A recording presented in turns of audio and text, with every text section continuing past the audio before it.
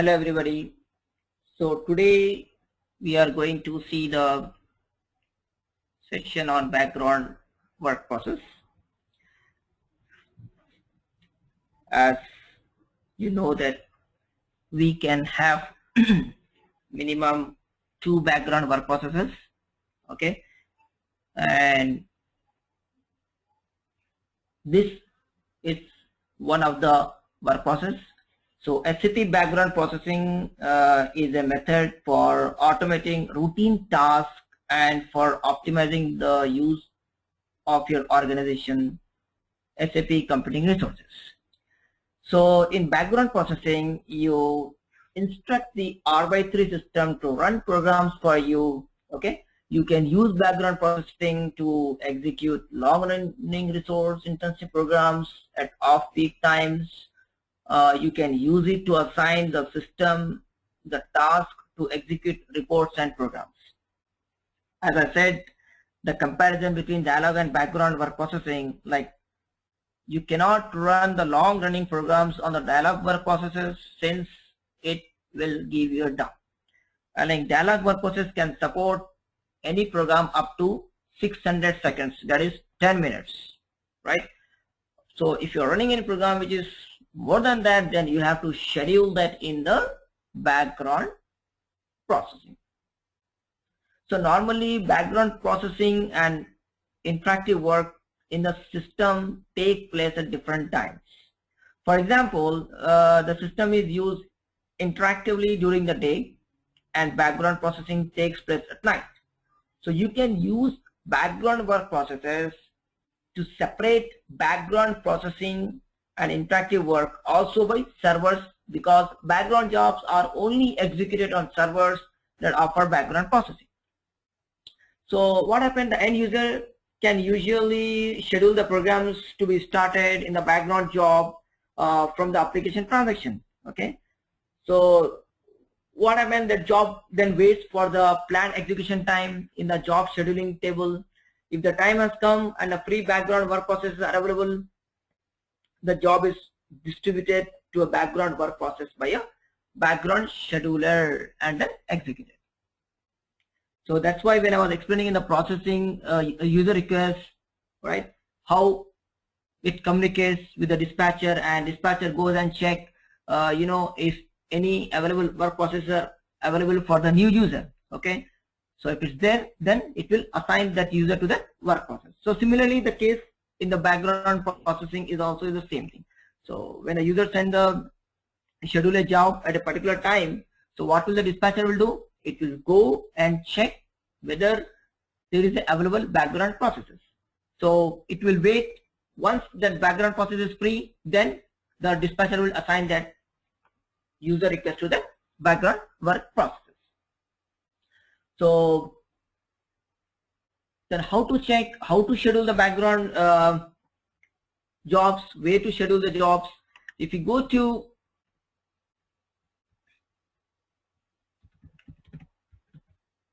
SAP,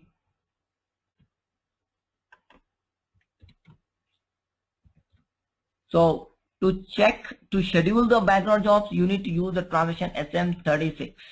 Okay, so but you are going to learn in the background administration topic. This is just an overview. So you can see what are the jobs we have scheduled, which user. Like if you want to check your jobs, then you have to select own jobs, like the jobs which are scheduled by you. Okay, if you want the other users to see, then you have to go into SM37 and you can see the jobs scheduled by so many users. So you can see these are the jobs which was run by DDIC, and you can also see the result of that status, why get cancelled, finished and released. Okay, so this is how you are going to monitor. So to monitor the transaction background jobs, you use the transaction SM37. So there are two transactions basically in the background jobs. One is SM36 and the second one is SM37. That is, SM36 is for scheduling your background jobs, your own background jobs, and there are some SAP standard jobs. And for monitoring those jobs, you have to use the transaction SM37.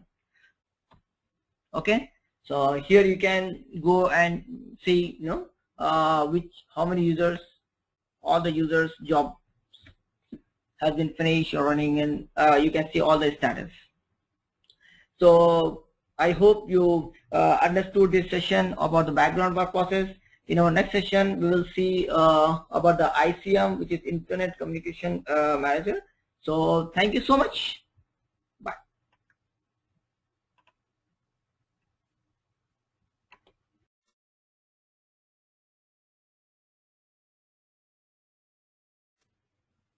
Hello everybody. So as we discussed in our last session about how the processing will happen when a user log into the SAP GUI, and we have also seen the individual work process, what it will happen inside the work process. So now we are going to talk more about the NQ and lock management. See, why I'm trying to make it clear, because these are the very important concepts that every basis consultant needs to have the knowledge. Without the concept, it's very difficult to understand what you are doing. Okay, so that's the purpose I am trying to explain in a deep way. So here, NQ and lock management. So basically, why you have seen in a work processes that we need to have at least minimum one NQ work processes. To ensure data consistency within an SAP system, you must ensure that data records cannot be accessed and changed by more than one user at any one time, right? To do this, the SAP system has its own lock management concept. Now, from a database perspective, every dialog step forms a physical and logical unit, okay, like the database transaction. So the database lock administration can only coordinate this type of database transaction. Okay, this from the database perspective. So what will from the SAP point of view? So from the SAP point of view, however, this is not sufficient, because SAP transactions which are formed from a sequence of logically related work steps that are consistent in business terms are generally made up of several dialog steps which ABAPer do the programming, right? So SAP systems need to have their own log management, not only database, right? So this is implemented using this NQ work process. Now, the SAP log concept works on the principle that SAP programs make log entries for data records to be processed in the log table. So log entries can only be made if none already exist for the table entries to be logged. Here, the NQ work process manages the logical log of the transaction of the SAP transaction in the log table. The log table is located in the main memory of the instance within the NQ work process. If a user wants change access to data, the executing dialog work process requests a log. To do so, the application developer must program this request explicitly. So say if a dialog request is processed on the NQ server, the dialog work process can access the log table directly. If it now checks whether a new log can be generated, okay, that is whether there is a collision with the logs that have already been set. If a log can be set, the dialog work process creates it and the user log owner is given the log key. The log key is kept in the user context in the shared memory. So where is the log key? It will be kept in the shared memory. So if the dialog work process that process the user request and the NQ work process are not running on the same instance, then these two work processes communicate through the message server. Okay, so in this case, what happened? The log request is forwarded from the dialog work processes to the NQ via the dispatcher and the message server. So the NQ work process now checks whether a log can be set or not. If this is possible, then the log is set by the NQ work process and the log key transferred to the requesting dialog work process via dispatcher and message server. So when the lock is requested, what happens? The system checks whether the requested lock conflicts with existing entries in the lock table or not. If the lock table already contains corresponding entries, the lock request is refused. So the application program can then inform the user that the requested operation cannot currently be executed because it is occupied by some other user. So this is what a concept. When one user accessing a data from the database, that means it is locked by that user. And so if any other user using the same data to be accessed, it won't allow. So that is the lock management happens in SAP. So there are different kinds of lock. So I will tell one by one and explain. Like there are write locks, okay, which we call it as a lock mode exclusive. What it does, basically the log data can be edited only by one user. Okay, the request for another write log and another read log are rejected. Right, a write log protects the lock object against all types of other transactions. Only the same lock owner can set the lock again, as I said just now.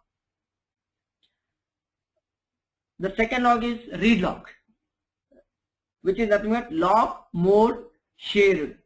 What it means?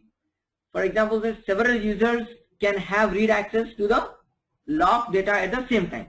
I mean, I'm talking about the read. Okay, if you are talking about the write, then only one user can at a time write the data. But in read, several users can have the read access to the log data at the same time. The request for additional read logs are accepted even if they are from the other users. Okay, but the write log in this case will be rejected. Okay, now the other type of log is we have enhanced write logs. It is nothing but log mode exclusive non-cumulative. Means while write logs can be successively requested and released by the same transaction, an enhanced write log can only be requested once, even by the same transaction. All other requests for logs are rejected. I hope you understood, right? And one more log, we call it as the optimistic logs. These are nothing but log mode optimistic. See, optimistic logs responds like read log at first and can be changed to write logs. An optimistic log is set if the user displays the data in change mode. So optimistic logs on the same object do not collide. If the user wants to save the change data, the optimistic log must be changed to the write log, right? So this fails if someone sets a non-optimistic log on the object before. So this is very important. And also logs set by the application program are either released by the application program itself or by the update program once the database has been changed. So logs that have been passed on an update work process in this way are also written to a file at operating system level and can therefore be restored if the in-queue server goes down. Okay, so how a person, like if the user wants to access the data and it needs urgency, then what? So you are, as a SAP basis consultant, you need to communicate with that user. How to check the logs? You have to go to the SAP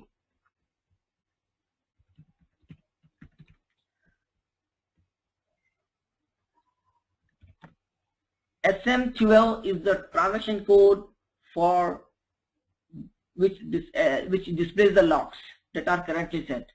So if you hit SM12, okay, so it's asking the table name. So I'm just putting star. I mean, like not only DDS user, it could be any user, right? So and you have to mention the client. Okay, not 000, but you will provide with the client. Click on list. So it will show if there are any locked by any other users. Okay, so basically this is how it displays. If a log has already been inherited to the update process, the backlog can be set. So okay, see here there are no logs because no user has accessed any data from the database. So there are basically two ways of deleting logs held by the users. Either you can go from SM04 or you can go from SM12. So if you're finding any logs here, you can just go and delete those logs. Okay, you just click on the delete and you can delete those logs, and the other user can access it. So but the process is that you need to communicate with the user. The username will be shown here. You can communicate with the user saying that the other user needs to access. So if you have done with the work, then please log out from that database table. So what you will do, you will email request. Otherwise you can go to SM04.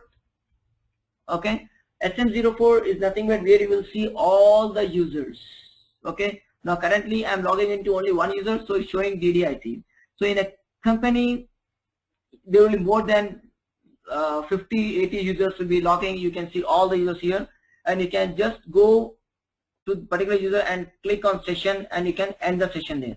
So this will also delete the log. So there are two methods, as I said, for deleting the log. Either you can go from SM12 and either you can go from SM04 and you can delete those logs. So I hope you understood the concept of enqueue. It was tricky, but you need to know the concept, how the log management will happen in the database, about the read log, write log, and other logs, as I explained. Thank you so much for attending this session. So in our next session, we'll be going to learn more about the other work processes. Bye.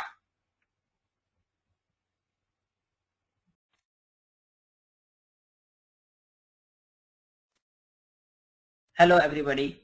So as you have seen in our last session, we have seen the enqueue work process, how the log management, and we have seen various types of logs. Today we are going to learn about the spool work process, which is sprint processing. Okay, so minimum one spool work process need to be there in an SAP system. Okay, so basically here if you see how the print goes to your local printer. So installing the printer on your local machine, and then you are configuring that printer in the SAP, and if any user access to the printer, he can access the printer from its local operating system through SAP. So if you see, a spool request contains information on the data to be output, its formatting, and the printer model use. So if you see, there are various types of printers, HP, LaserJet, so many other models of printers. So the spool request, what it will do, it will generate and stored in the temporary sequential file, which we call as a temp-c file. So whatever the spool request generated, they are kept in that temp-c file. So see, basically spool requests can be created by dialog work processes or by background work processes. Spool work process do not create spool requests. So if any user wants to print immediately, he can directly use the dialog work process. Okay, so some other users want it to be print through background work process, like when the program ends, they want the all the data to be printed, once that job is done. So this is how it works through dialog and background work processes. Spool work process formats the data specified in the spool request and creates an output request. Okay, so the output request contains all the data in an appropriate format for the printer. So how you are going to see the output request, where are the requests, you can see, I will show you. See, the transaction for configuring the printers is SPAD. What is that? SPAD. So if you go into this transaction, you will see output devices. So here, if you just want to see how many by default the printers are, there are some default printers which SAP has, okay, and if there is no printer defined, then you can define the printer. You have to create the printer. You have to then assign the printer to the user profile. So this is just the concept I'm trying to explain about the pull request, but in our pull administration topic, you are going to see more about the pull, how you are going to see, how you are going to create the printers, and how are you going to assign the printer to the user, and how to see the pull request. I'm going back /n. SP02 is a transaction where you can see all the pull request number here. Okay, who gave the printer at what time, what date, and how many pages he has given the printer. Okay, so this kind of things you can view by going to transaction SP02. So as I said, like, we need to first configure the printer at the OS level, and then we need to configure the printer at the SAP level. So in any SAP system, you know, the connection between a spool work process and the operating system pool process is known as access method. Now, here very good point I came to tell you that a spool work process, as I said, formats the data specified in the spool request, okay, and it creates the output request. So the output request contains all data in an appropriate format for the printer. So the data can either be passed on an appropriate operating system spool process locally or remotely. So these are nothing but local and remote. So what happened?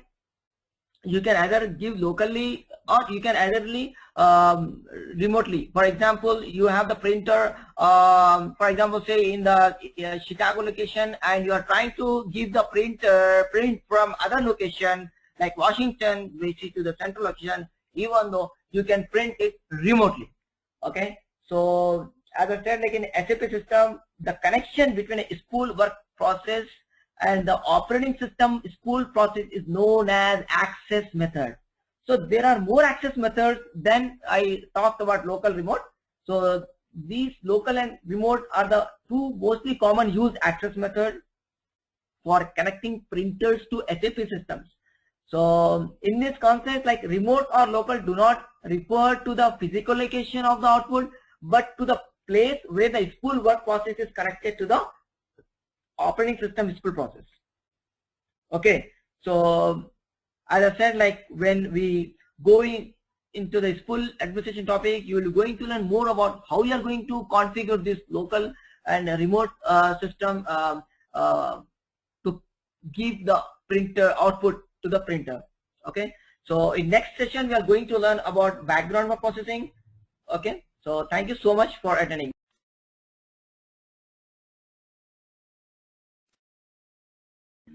Hello everybody. So today we are going to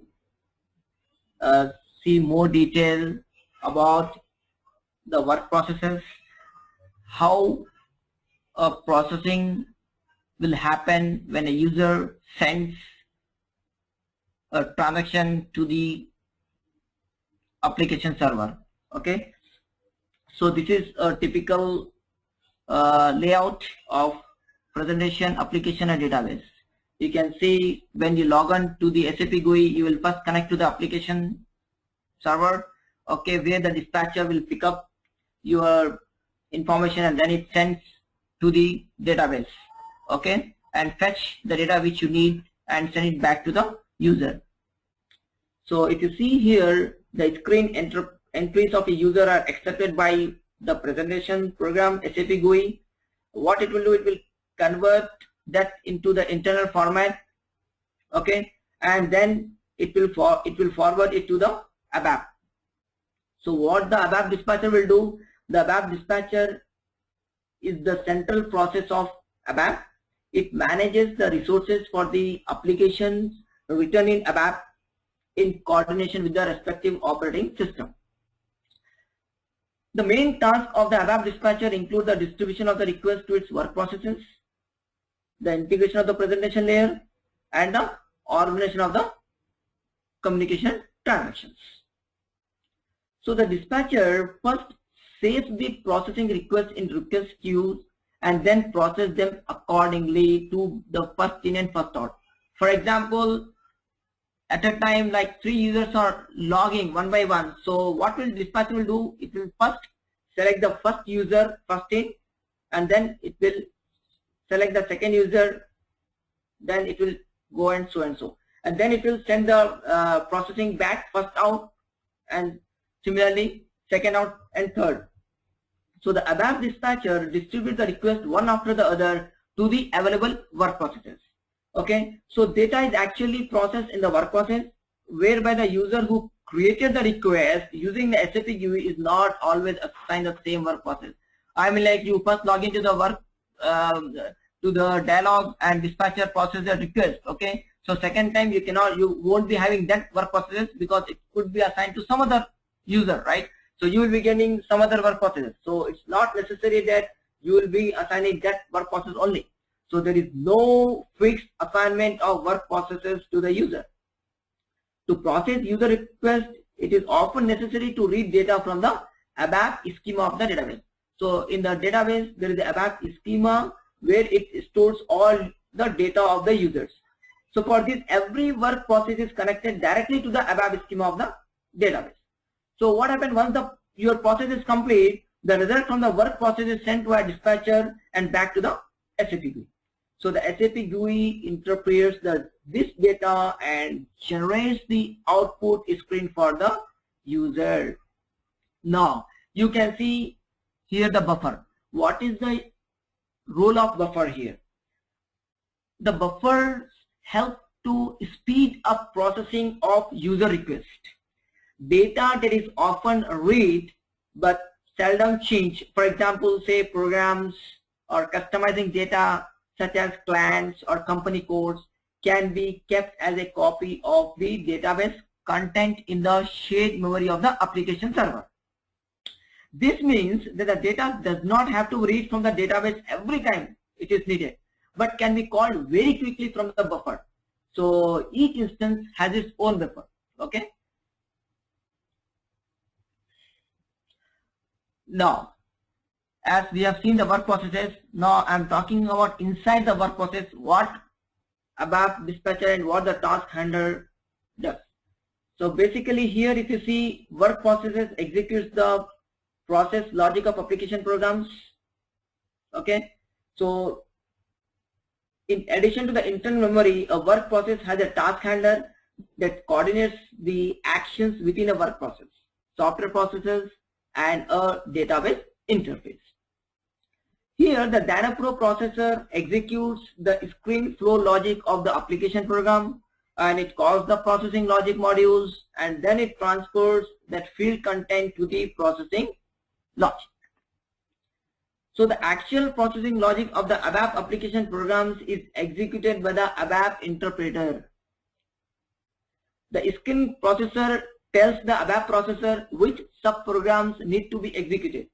So depending on the processing status of the screen flow logic, the dialog work process basically selected by the dispatcher, okay, then it performs a rolling of the user context first. That is the data that contains the current processing status of the running program, as well as the data that characterizes the user is made known to the work process. So what the work process will do then, it will then process the user request, which may involve, for example, say requesting data from the database, right, or from the buffers in the shared memory. So once the dialog work process has processed the dialog step, the work process returns the result, rolls the user context back out to the shared memory, and now it will be available again for a new user request from the request queue. So this is how a result is transferred to the SAP GUI and the user can see the new screen. So this is typically you're seeing what is happening inside the each individual work process, whether it is a dialog, whether it is a background, or any other work process. Hope you understood this session, and we are going to see more about other work processes in our next session. Thank you so much.